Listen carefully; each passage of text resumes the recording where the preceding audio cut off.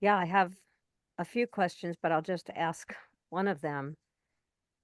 How can we hold war criminals accountable in this country? People that have committed crimes against our country and crimes against humanity. There is no accountability. How can we change that?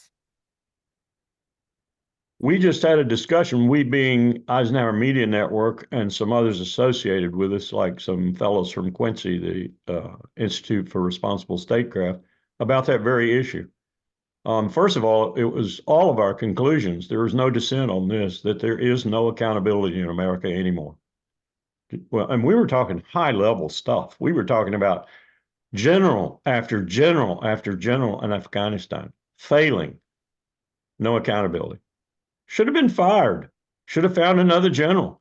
If you don't want a state bill, general, and I'm telling you to state bill, I'll find a general who does. No, they were brought home and made chiefs of service or went to Lockheed Martin for a $500,000 a year job or whatever. There is no accountability.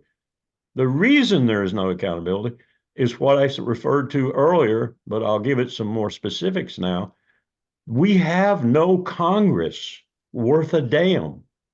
There is no committee in the Congress with the knowledge, let alone the moral and political courage to take these people on and achieve some kind of accountability. We had a state-sponsored torture program in the administration I served.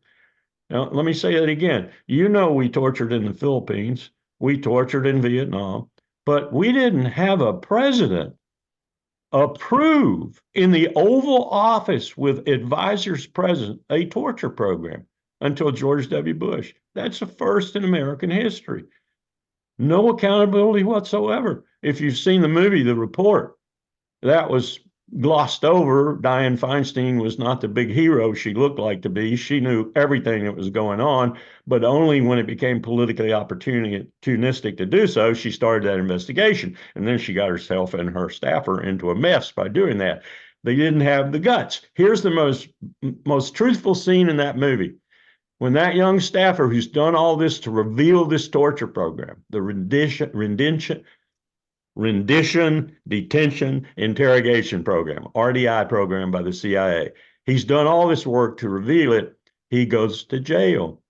He's visited in jail by a CIA operative who tells him, we have all the lawyers in the world and deep, deep, deep pockets.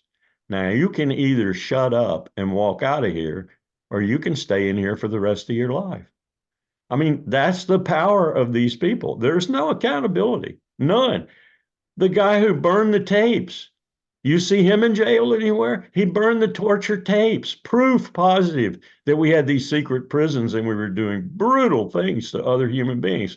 Proof positive because the CIA had the gall to videotape the interrogations. And then he burned it. He got rid of it. And Gina Haspel later becomes director of the CIA and she was his boss. There's no accountability.